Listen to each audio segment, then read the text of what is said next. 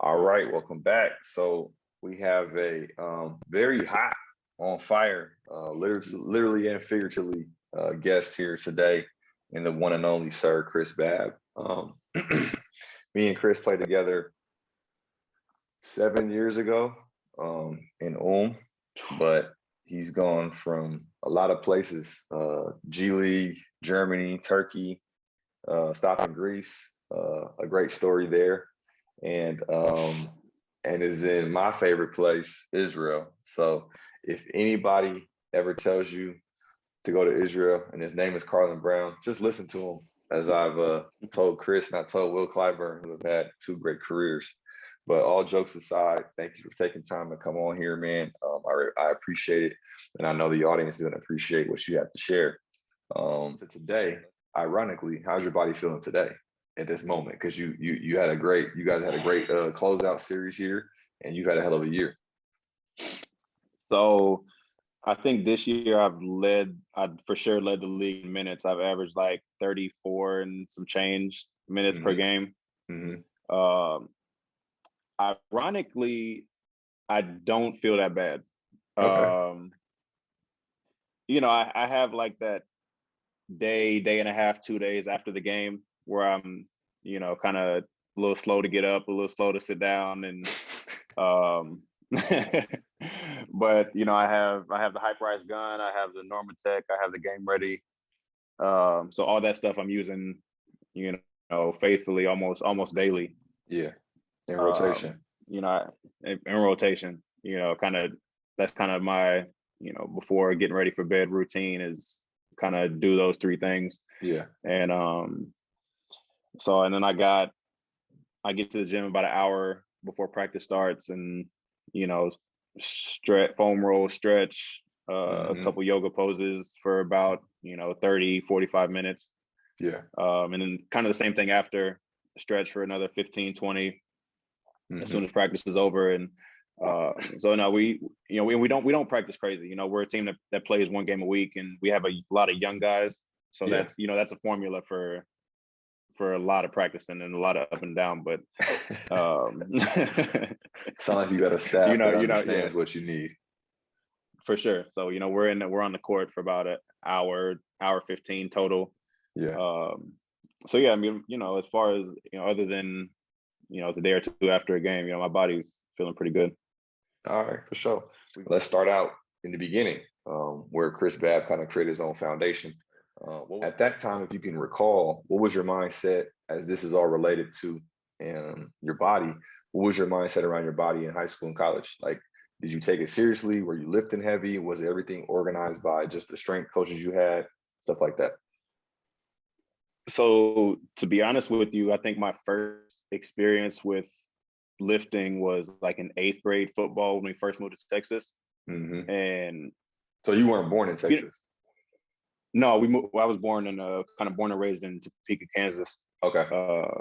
And then moved down to Texas, going in summer before 8th grade. Okay. And somehow, I was in the basketball class, and they saw me and were like, "Yo, you gotta hop over here and play football with us."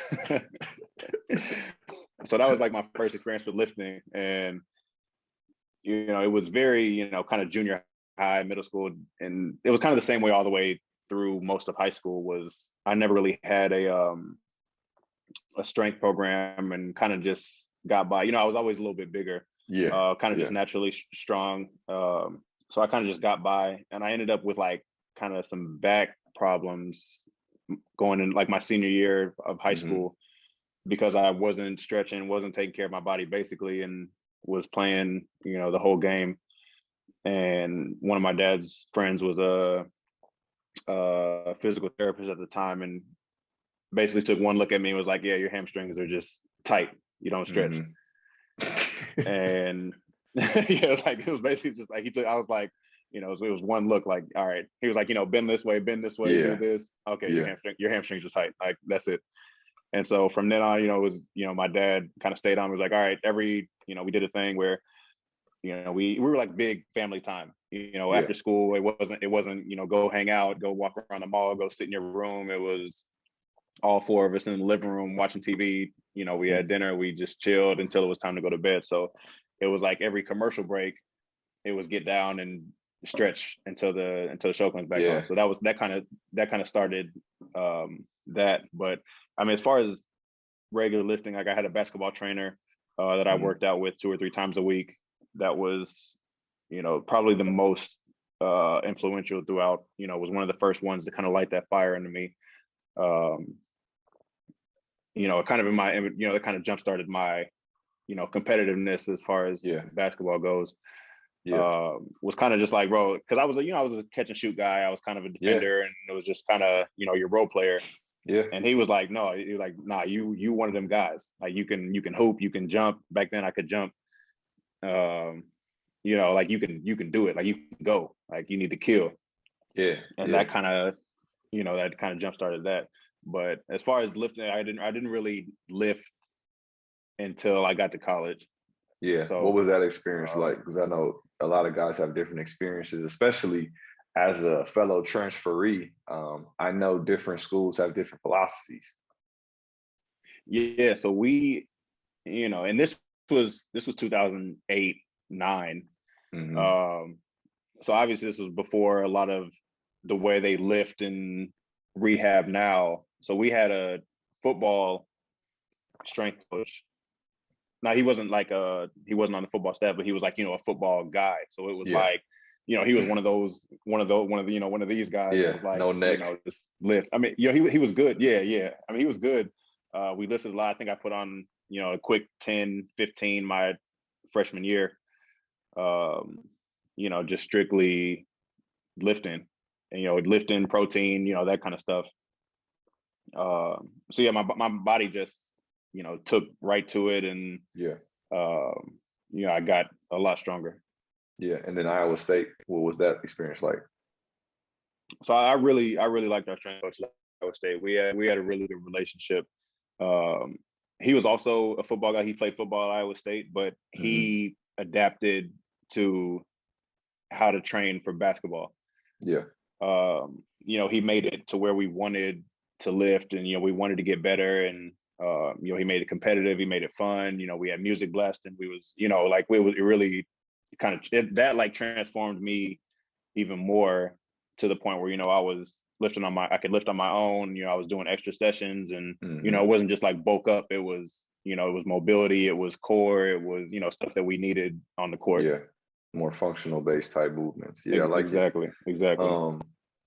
Yeah, it was crazy, like you said, that era, that decade, because unless you went to a blue blood, a Kansas or a Duke, or you weren't getting a basketball specific weight trainer. They were taking leftover football guys or extra football strength coaches and saying, okay, you got the men's and women's basketball, you got women's volleyball, make it happen. So I definitely know what you're saying on that aspect. Okay.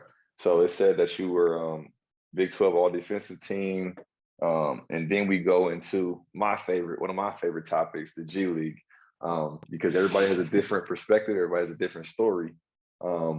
Before you got to the G League, did you play summer league with somebody? I did. So I went undrafted. I got hurt during the draft workout processes. I had like 13 or 14 lined up. The Pacers. That was obviously that had to be after Portland, because it's funny. I met you the first time I met you was in Portland. And I was there for a mini camp. You was there for your pre-draft stuff. I think you was just shooting. Yeah. You may not remember this, but that's where I remember first meeting you. Yeah, so I think that was my first one, to be honest. That was your first one? Yeah, you told me. First one. And then I didn't get invited to the combine, but I got invited to another kind of half combine they had in Minnesota.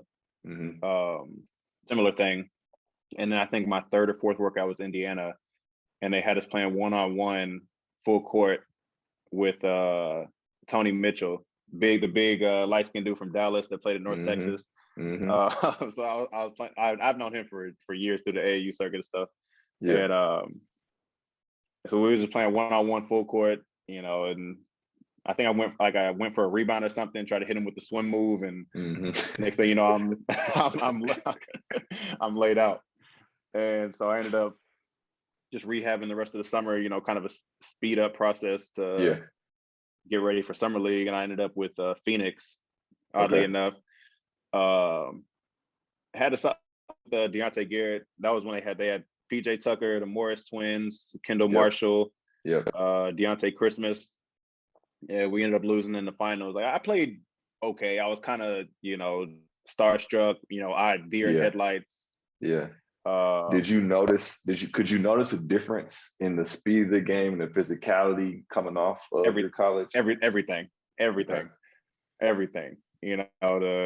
spacing of the floor and the speed and the like I said, the physicality and the just it was completely 180-degree difference from what I was used to, what I was expecting. Also because I missed kind of the whole NBA summer of training for the most part.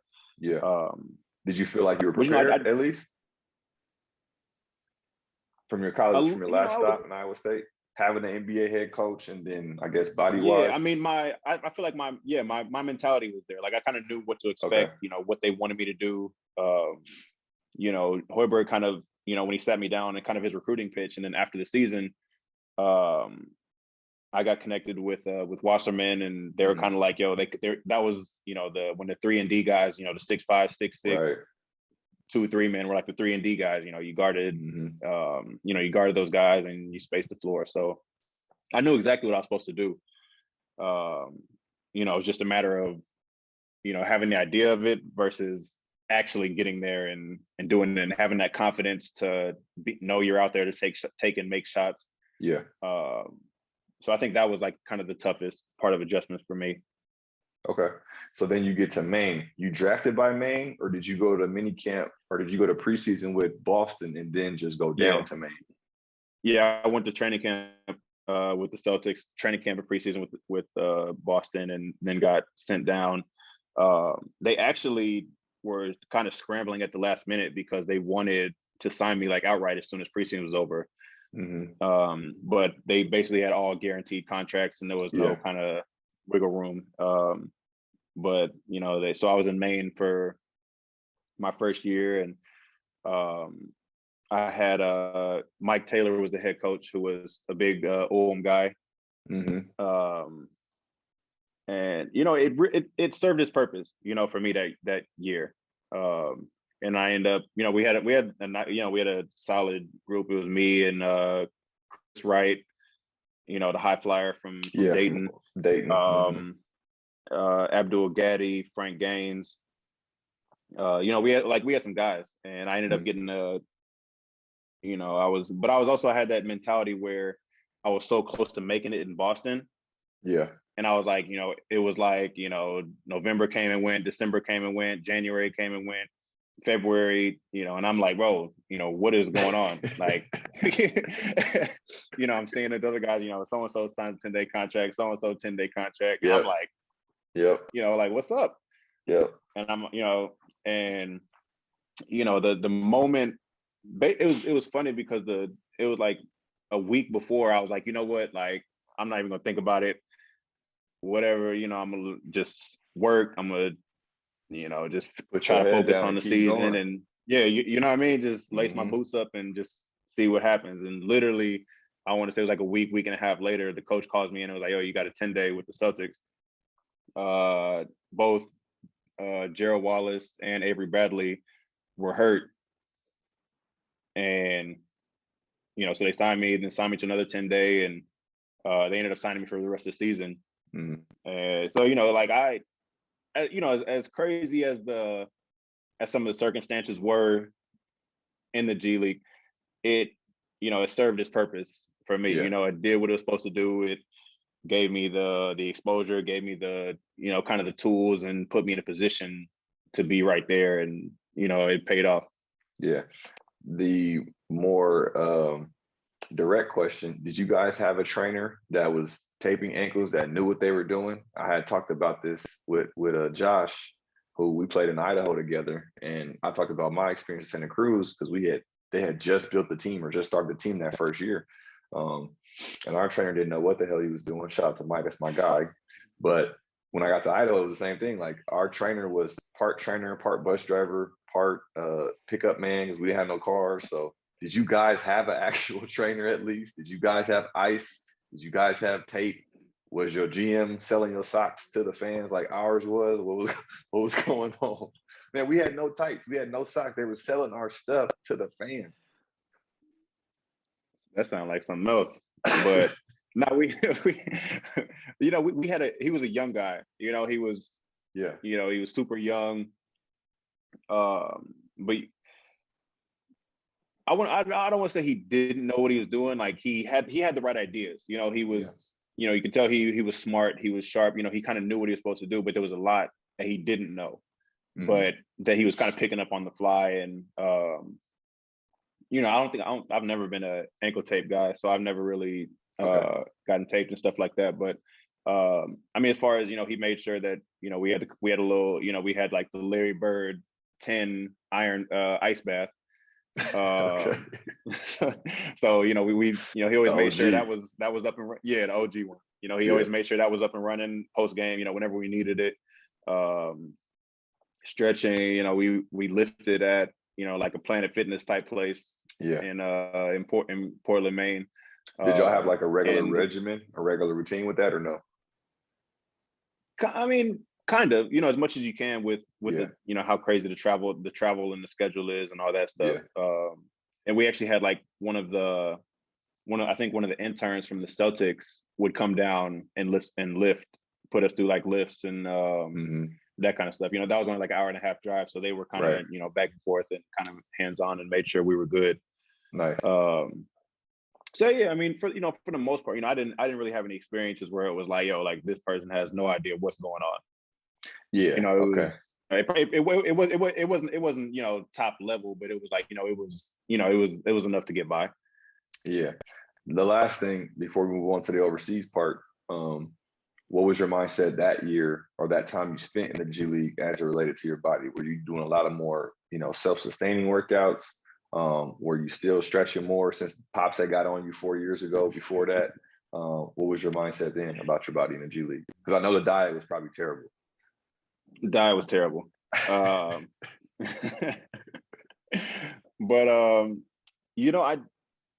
to be honest, it wasn't like a focus on my body. I was still kind of in that, early 20s. My body feels good. I can jump, I can run, I can, so it was kind of it was just kind of a little maintenance, just kind of enough as long as like the check engine light didn't come on, like, we was good. If something came up or, I had some pain somewhere, then I would, take care of it, rehab it real quick, get it back. And then it was kind of get back to what I was doing. And, right.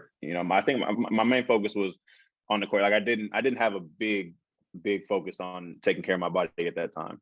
Yeah. And at that time, obviously, if you didn't have that focus, that means you probably weren't invested in the gadgets and the tools you have now. It was more like, I'm young. Not at all. Yeah. I'm going to take advantage of it. I'm just going to show up and hoop.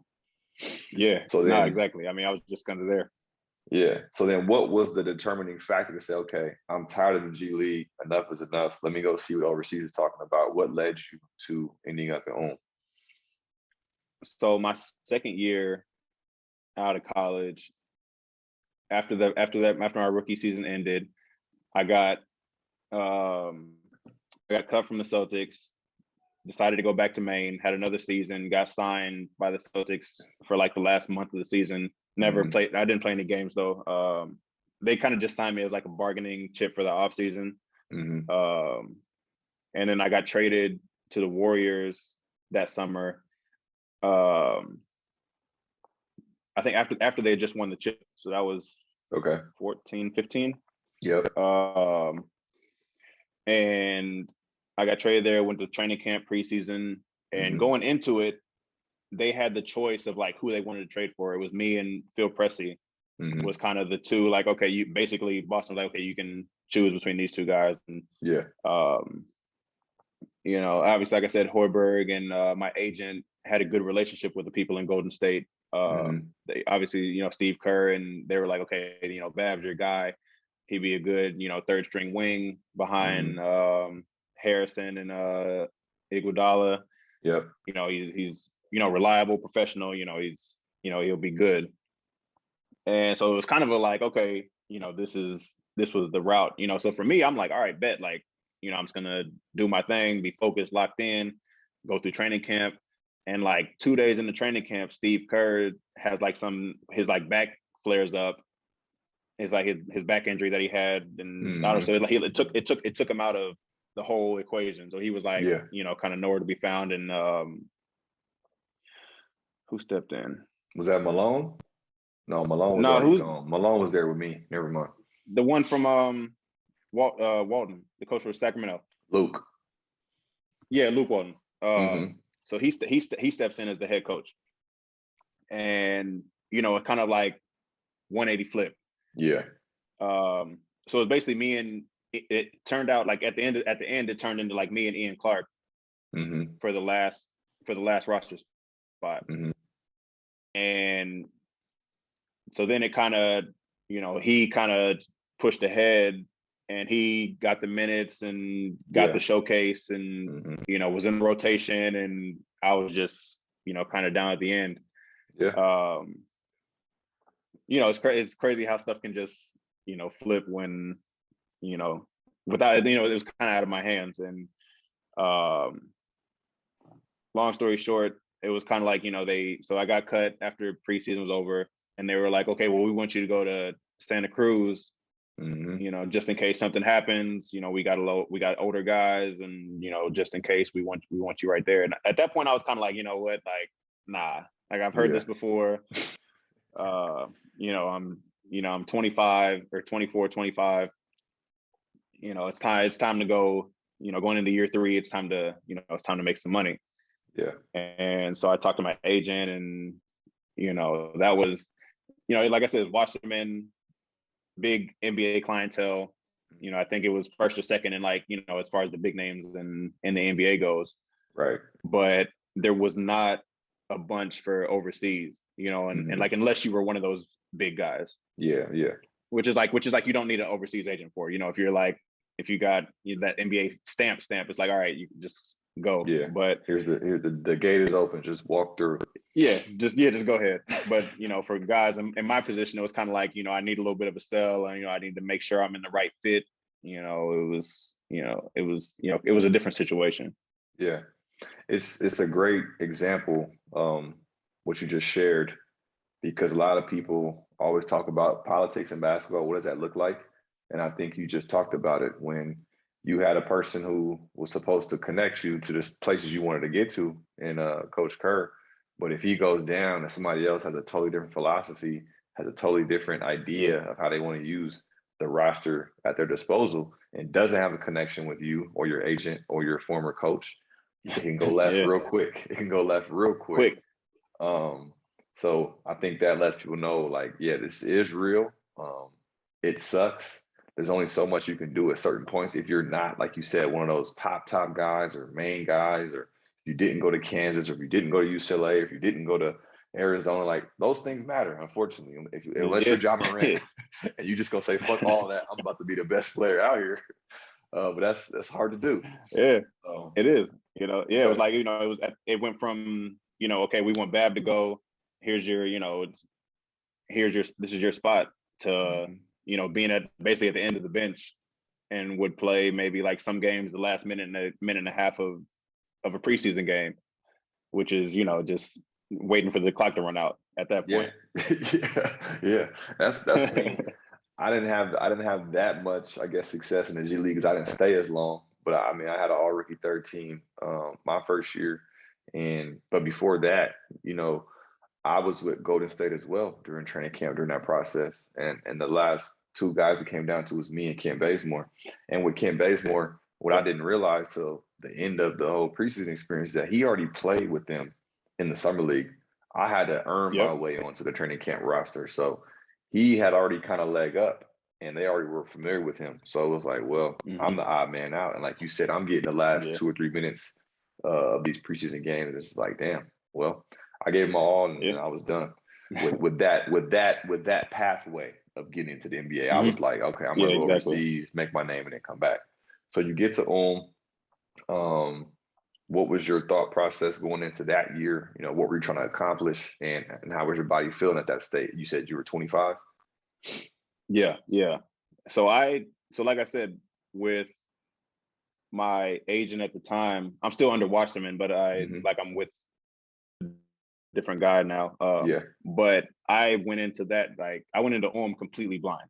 I Mm. had no idea. I had no idea what was going on. It was basically like, okay, it was basically like, it was the first thing that was presented to me, and it Yeah. was like, okay, okay, he's like, okay, the coach from Germany wants to call you. He's going to call you soon. Mhm. And I'm like, like what this is my first anything knowing about Europe. Like I didn't know Yeah. any teams, any leagues, any players, Mhm. nothing. And to my surprise, Torsten, shout out to Torsten, he was, Yeah.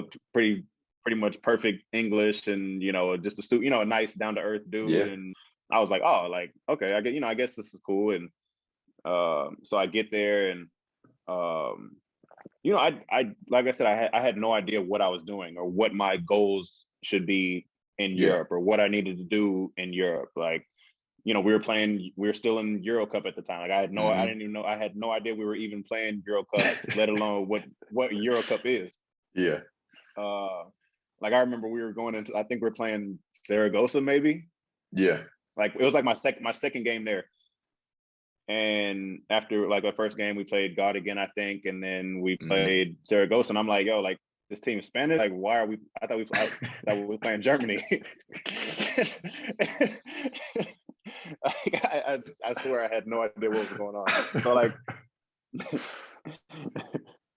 so that year I was kind of just winging it. It was like Yeah. big. And I was like, go along, and I'm like, yo, we got a game tomorrow. We're doing 5-on-5 full court. Like with so I'm super frustrated. Like I'm very, very frustrated at this point. Like I have how it feels to have no idea what's going on, and it's just frustrating. Like, Yeah. and like when I first got there, they hand you the little flip phone. This was Yep. before your iPhone worked over there. You got the Wi-Fi, and they handed me a flip phone. And later that night it starts ringing, and I'm like, all right. He's like, yeah, this is your European agent. Like, call me if you need anything. Yeah. I'm like, bro, what? Yeah. Like, you know what I'm saying? So it was like a whole accumulation of everything for like the first month and a half was just like the biggest culture shock of having, Mhm. No idea what's going on. Yeah. But I once I got kind of settled down and started to find my way a little bit around the city and Yeah. get cool with with you guys and get kind of comfortable, kind of just came to an understanding of like, okay, this is the way it is. Like, Right. adapt to it.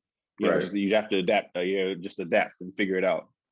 Yeah. And I don't remember your first game, but I remember where I felt like the moment things started to click for you. We were on the road at Bayreuth, and you just kind of had, like you said, you had a different energy that game. You had a different disposition. I think you had kind of finally realized, okay, this is where I'm at for the moment in time. yeah, So let me just focus on how I can be the best version of myself while helping this team win. And after that game, you kind of, staked your claim and made your spot valid. And you grew the relationships with me and Taylor and Ray and Day and yep. PA. Dang, a lot of A's in yeah, there. a lot of And guys. Yeah, Kane obviously was there. He was there a little bit, right, before he left. he was there for like a month Yeah. before he left. Yeah. So I think you had one of those positions where not only were you in a good country, you were with a good organization, but you also had some good Americans, some older guys that have been there for a couple of years to help you through that process and realization. So you definitely walked into a really good situation where, as you know, and you've heard horror stories where you might be the only American, or there might be two of you guys, and you might not be getting checks on time. So shout out to your agent for that, for sure. Yeah. No, I always say that I was super fortunate to fall into that situation. To go into a situation that blind and to be kind of that frustrated and needing, like kind of a month to figure it out and like as a learning curve. I didn't realize the amount of overturn and how quick things change in Europe. Yeah. So, if I went into that situation with the same mindset in 80% of other places, my bags probably wouldn't even have been unpacked. They would have been like, all right, you can go. Yeah. But like I said, Torsten was, he was patient. We had a lot of talks and he kind of broke it down to me and kind of just, really brought, was patient and kind of brought me along and was like, okay, this is just the way it is, figure it out. You'll get there, don't worry. It's kind of, and so I'm definitely fortunate that that was the opportunity that I fell into at that time. And then basketball wise, well, let me do a quick little shout out to my business and pun real quick. You didn't know because there was no point advising around at the time. Had there been point advising around, you would have probably known some more going into it. But more seriously, what happened that next year?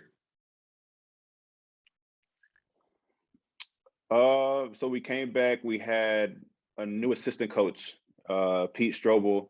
Yeah. Shout out to Pete. He was probably one of the most influential people as far as the jump in my European career went. He played overseas for 10 plus years. He's just a real straightforward, knows how to talk to players. And remember, we were in training camp out in Gran Canaria, and I think we had just played our first game against Gran Canaria, got beat, didn't look good, and he sat me down and was like, look, we need you to make things happen this year. We need you to score. Obviously Ray was a monster down low. Yeah. Mid range in the post, and he Did was y'all like, have Og back that year too, or no? Yeah, we had Og back that year. Okay. And he was kind of just like, we need your goal has to be. I need your goal to be 10 threes and 5 twos, pretty much night in, night out, every game. And so from then on, my wheels started turning. Then he started. He would break down film. He would send me clips. He would send me 10-minute long videos of Darius Miller, Ellie Beal, just all things who were efficient with the way that they scored. Right.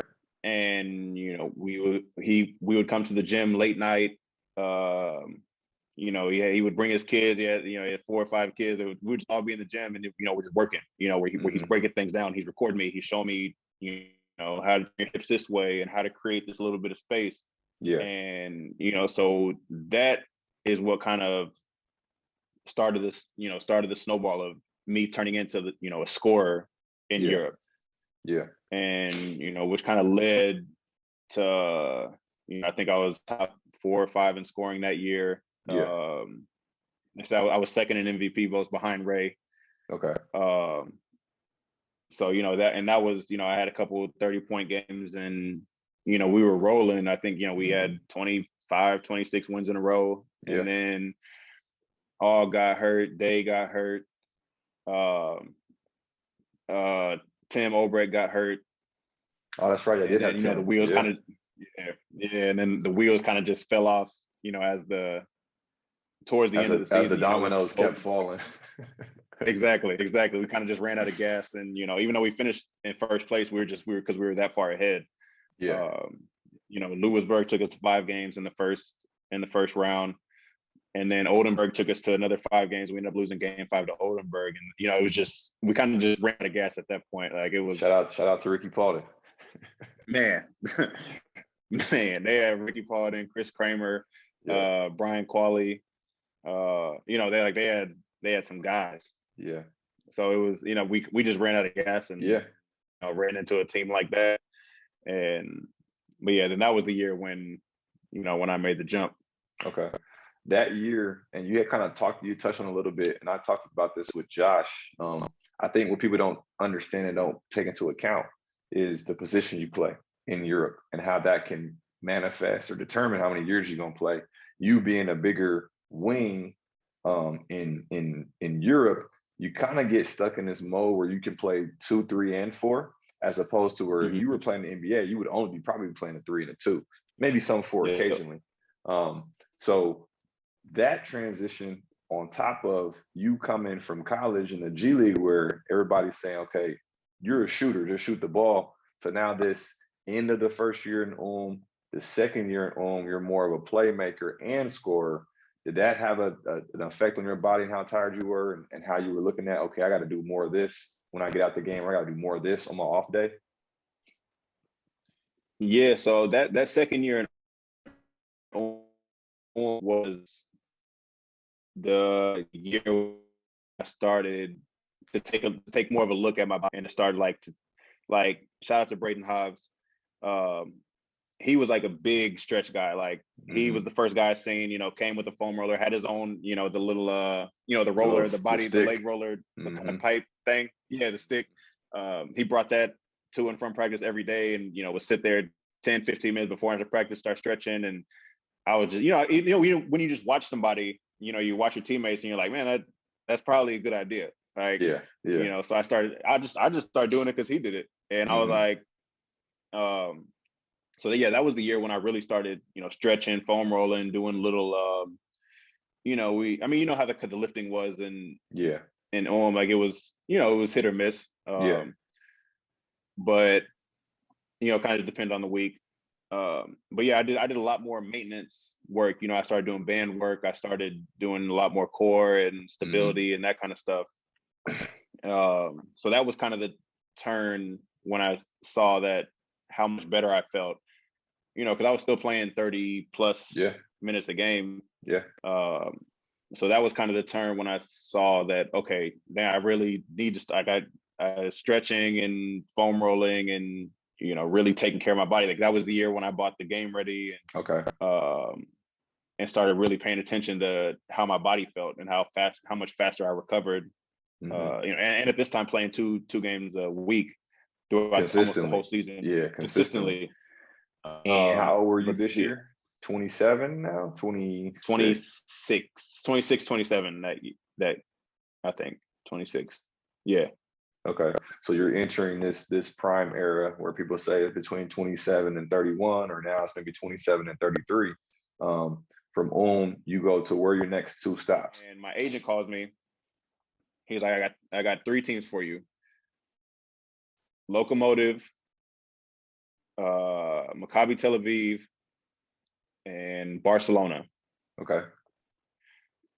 Lokomotiv's offering you right now. Maccabi and Barcelona, and I'm they assuming want you to wait. Probably offered you the most. Yes, they offered me the most, like by far the most. Yeah. And Maccabi and Barcelona, they want to wait another 2 weeks, but you're on their short list of players that they want to fill their roster out with. But they're not going to offer you anywhere near what Lokomotiv's going to offer you. Different. And so, you're thinking like, okay, for one, Sasha Obradovic was the head coach of Lokomotiv. And if you played in Europe, you've heard stories of Sasha Obradovic. Right. And like 90% of them are like, not great. It's how tough he is, how much he yells, how, just, basically not good things. So it's kind of one of those things, it's like, I could never play for a coach like that. Yeah. And, it's Russia, which I wasn't familiar with other than, we had played them in Euro Cup. And, so he's like, okay, we can either, but, the local offer is going to go, if we don't take it. But, so if you want to wait for Maccabi and Barcelona, it might happen, it might not. And it's kind of like, so at this time, it's like, do you want to risk missing out on this money and this opportunity, or like wait for like a EuroLeague, for your EuroLeague stamp and take a little less money? And so obviously I was like, when my agent called me with the offer, I was like, like Sasha's probably not that bad. I'll be all right. I was like, I'll figure it out. But yeah, so that was how that summer went. Then I ended up in Krasnodar since. Yeah. So how was your body feeling in Russia? How did you survive that? Why did you play? So that was probably like mentally, that was probably one of my tougher seasons. Like Sasha was tough, really tough. Tougher than I thought. It wasn't one of those. Because I'm one of those guys. No, it couldn't. Yeah, I couldn't. It wasn't, bro. It wasn't like, he just, I always give him a lot of credit because he taught me so much on how to be a high-level European player. But it was the way the information was given. Yeah. and the way his coaching style and it was just so on me. It was, I mean, stuff on everybody. All my teammates who I played with. Luckily, similar situation to we had 4 or 5 other Americans that were all cool. We all got along. Yeah. We had Joe Ragland, Trevor Lacey, Marty Collins, Frank Elegar, Brian Qualley, Ryan Brokoff, the Australian. But so we were just always together. We literally almost every day we was going out to eat after practice just to decompress. Yeah. From being at practice. Y'all was relying on each other. Yeah, we had to, and so that was like the good thing. We had and teammates at the same time. Nah, no bullshit. We was just going, and it was one of those things. It was so stressful. The only way to get through it was to joke about it and make fun of the situation after. We had to just we just laugh through it, and whoever's there was. If it was my day when nothing I did made sense, nothing I did worked, getting kicked out of practice, coming. It was they were just clowning. Yeah, so it's funny you mentioned that because situations like that. When I played for Trinchieri, he used to talk about that because at that time Sasha was a coach of Bayern, and he was like, "If you think I'm crazy, go to Bayern." I'm like, "Listen, I can deal with you. I'm not tripping off you. You good, man." Because he was always telling us it's a lot worse. He said, "I know I do some wild stuff, but it could always be a lot worse." Yeah, bro. It was we had 45-minute film sessions daily, 30 25 30 minutes of 5-on-0. Just so meticulous, so down to the, you didn't pass fake, you didn't jab step, you didn't make the hard pass. It's in 5-on-0, it's to the point where it's you're playing 5-on-5 mentality, but you're doing it in 5-on-0. Yeah. There was no room for he was always live. If you missed always live. Always you're he had this thing where it was you have to be like this. He was yo, you should be drinking Red Bulls. You should be you always got to be just like this, ready to go. I'm bro, I'm not. That's not me, bro. I'm so me and him butted heads crazy. Yeah. Because you've been around me, you play with me. My personality is kind of the same as I am on the court. I'm just I'm laid back. I'm not I'm not crazy. I'm not I play the game. I play how I feel. And for him, it's if you're not walking around with your eyes about to pop out of your head, you're not ready to play. Right. And so we butted heads so much, and just but at the same time, it also taught me how to be more locked in, how to be more focused, how to play the game in Europe the right way at a high level. Which was also tools that I used to further my career and turn me into the player, where I put together being a playmaker and also, knowing how to draw fouls, knowing when to foul, when to foul in transition or when in the offense, or, just little things like that, which, looking back on it, I wouldn't do it again. Yeah. I wouldn't, but at the same time, I learned a lot from that year. Okay. I know a lot of people are going to want to know, what does your off-season regimen look like when it comes to working out? Are you lifting 3 times a week? Are you on the court 4 times a week? What does that look like for you? So usually as soon as the season ends, I give myself 2 weeks of, absolutely nothing. With the exception of golf. I'm on the course. We out there. But where I'm hitting all my favorite restaurants and just doing all that. So that's how I spend my first 2 weeks. After that, then I lift usually twice a week. Okay. And I do yoga 3 days a week. Okay. I'll do yoga and I'll do cardio, like you said, I got a little home gym with a bike, stationary bike set up. So I'll do that, some yoga, maybe some core. I'll do 3 days a week.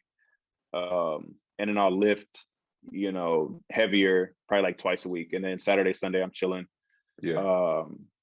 I'll do that up until, maybe the first, second week of July.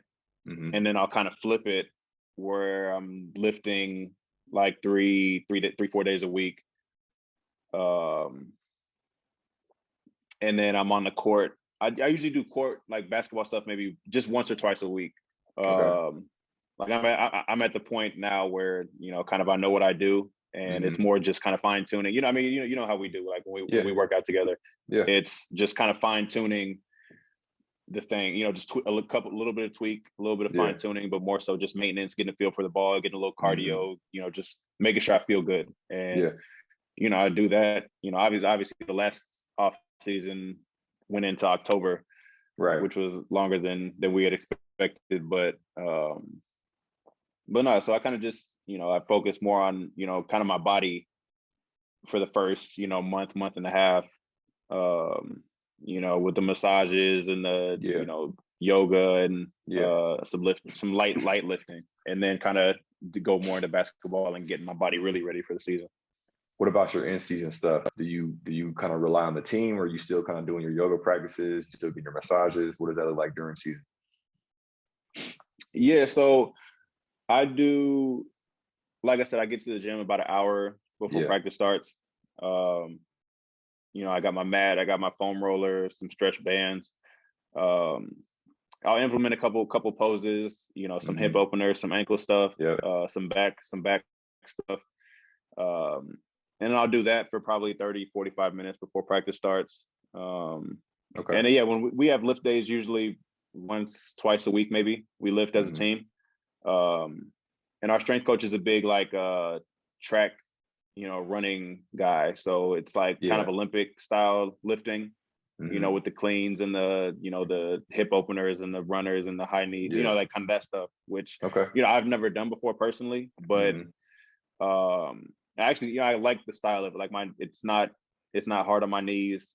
So it feels good. Like my body feels good this year, especially for, like you said, which is year 9 and being 32 and playing almost 35 minutes a game.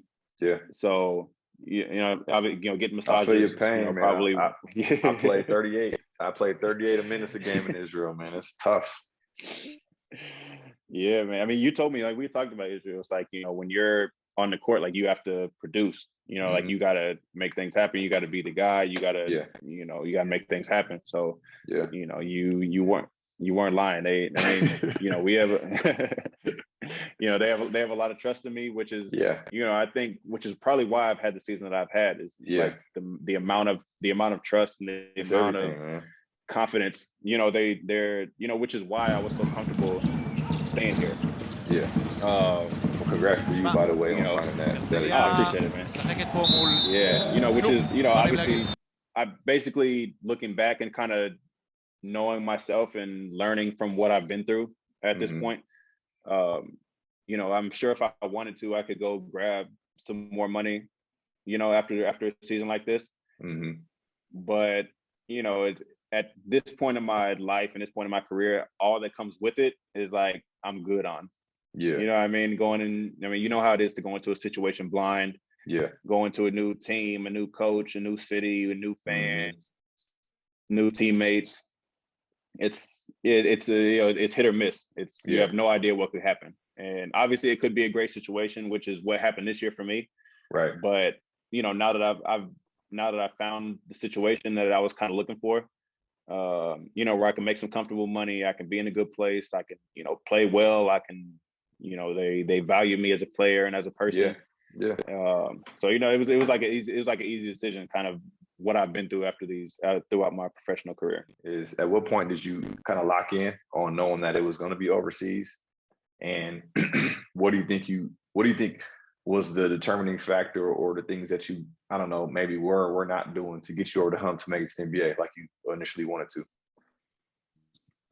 So I think once it was after my year in Loco, they did like a little overseas vet mini camp with the Clippers. And, I felt more confident. I felt more established. I felt like I knew basketball more. I felt like I was at a higher level than I was back when, I was with the Celtics and during that time. And, when I got there, it felt like they were just doing it as like okay, here, we're going to let some guys from overseas show, we're going to invite them in and let them do a workout and, kind of just give him something to be excited about. And Yeah.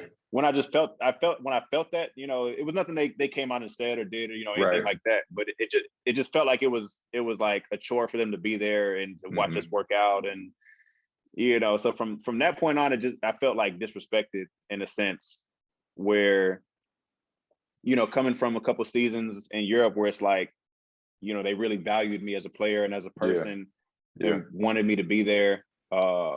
Versus, going into that situation where it's just like, people were kind of looking down, like, we got these overseas guys and this and that. So I feel like that was the point when I was really like, all right, like I told my agent after that, I was like, yo, I'm not doing this shit no more. Like I'm not, if a team ever calls and says, hey, we want to sign Chris, like bet, like let me know. Right. But as far as just, hey, we want them to come work out and we're gonna do a vet mini camp and this, I'm like, bro, I'm not doing that no more. Yeah. It just felt like it felt like disrespectful. Yeah. And as far as if you're being honest with yourself, what do you think you could have did better, or what do you think you could have did differently to get that in your younger side of your career? So for me, in my time with the Celtics, like looking back on it, it was 99% mental. Like my confidence, it just wasn't there. I didn't feel like I was good enough to be on an NBA floor in an NBA minutes and taking shots while other guys, NBA vets, were on the floor. Yeah. So for me, it was like I always second guess every move I made because it was like, damn, I got these guys on my team that should probably be shooting, So for me, it was like I didn't have that confidence where it's like, yo, I'm a shooter. This is what I do. I can take and make shots. Like I am supposed to be here. Right. And I have that now. Like I've had it for for some years now. But back then, that was 100% the thing that I was missing, was just that I'm supposed to be here. Like, or if not, if y'all don't think that, like I'll show you why I'm supposed to be here. I kind of felt like an outsider, like coming in as a D-League guy. Yeah. Coming in on a 10-day contract. Yeah.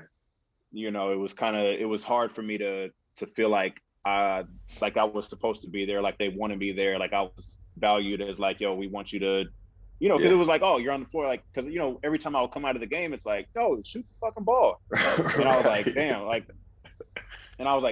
all right, my bad, but there was like, in my head, like while I'm on the court, I didn't feel that, you know what I mean? Like every time I caught it, it was just like, damn, like I got to make another play, like somebody else needs to be shooting. I mean, that's well said, man. I know exactly what you're talking about. It's something that you have to grow into. You have to really own it. You got to really stand in it. Yeah. But I want to all right, we're going to flip the script real quick, ask you some different questions, a little more fun questions. What would you say was your favorite city to play in so far? Man, as far as I think living in Istanbul was probably the best city that I've lived in. Okay.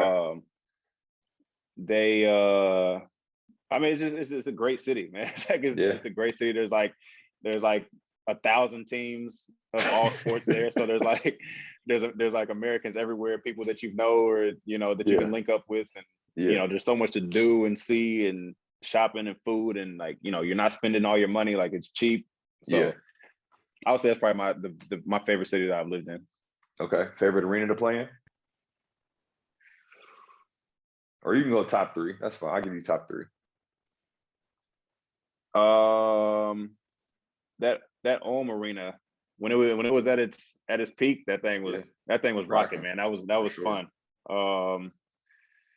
Let's see. Where else have I played at? I'll just stick with one. I'll go top 1. That was probably the favorite one I played in. Okay. Best fans. I'm gonna give you top 3 because I know how Israel get. I know how Turkey get. I don't want to get you in trouble. We just give you top 3. I think as a whole, like that year, like I feel like ever since COVID, obviously the fan situation has been different. Yeah.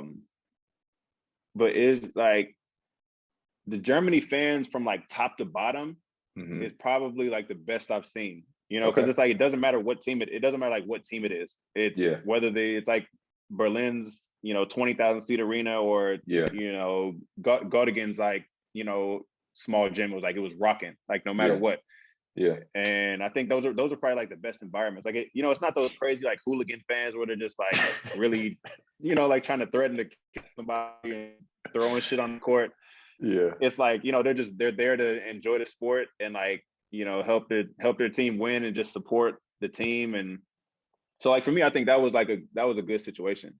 Yeah. I think that was probably like the most fun like team arenas to play in. Okay. What about for you? How you view your career? What was your best season overseas so far? Man, like you said, I would argue that maybe this one. Okay. Either this one or my second year in Ulm, I was like I said, that was a good season too. As far as numbers go, it's pretty similar. I think I'm averaging like 18 this year. I think it was like 16 something in Ulm. But I shot it a little bit better in Ulm. I think I was like 40% from three. This year I'm like right under 40.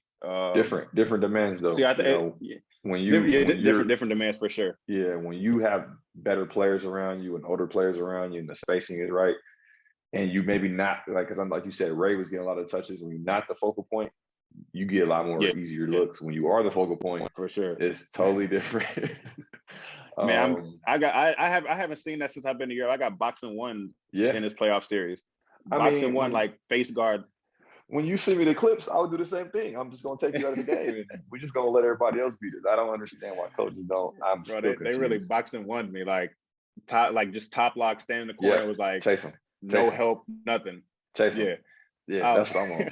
That's the type of time I'm on. What about your least favorite gym or arena? Where you walked in there and it was like, oh hell no, we can't be playing here tonight.